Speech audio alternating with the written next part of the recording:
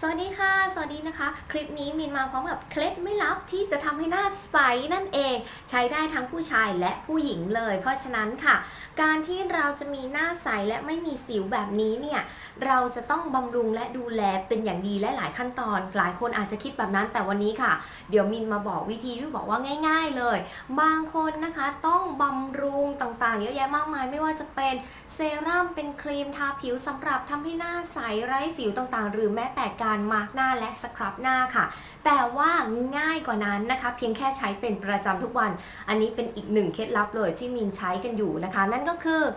มะเขือเทศค่ะกับสบู่ก้อนนี้จากแฮปเซนนั่นเองเป็นสบู่มะเขือเทศสอดไส้กวาวเครือขาวนะคะซึ่งเจ้ามะเขือเทศเนี่ยช่วยเราหลายๆเรื่องเลยไม่ว่าจะเป็นหน้าขาวกระจ่างใส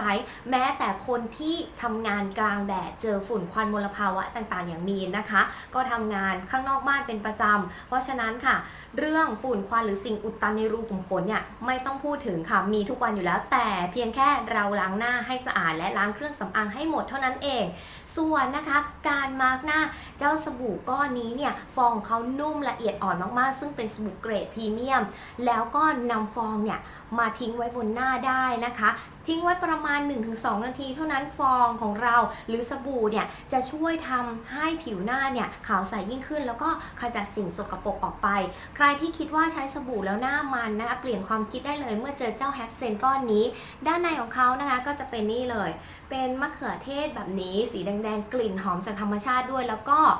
ด้านในจะเป็นกราวเครือขาวค่ะที่ทำให้นะคะผิวพรรณเนี่ยสดใสขึ้นไปอีกเพราะฉะนั้นค่ะเคล็ดไม่ลับเลยใช้ได้ทั้งคุณผู้หญิงแล้วก็ผู้ชายรวมถึงค่ะน้องๆคนไหนที่เริ่มเป็นสิวแล้วนะคะรีบหาใช้กันเลยค่ะเพื่อที่หน้าจะได้เนียนใสแบบนี้ใช้ได้ทั้งเช้าและเย็นแค่ฟอกหน้าล้างหน้านะคะหรือว่าพอกทิ้งไว้เพื่อเป็นการมาร์กผิวก็ได้ค่ะวันนี้สั้นๆง่ายๆใครอยากดูแลผิวหน้ารีบใช้เลยสำหรับแฮปเซนค่ะ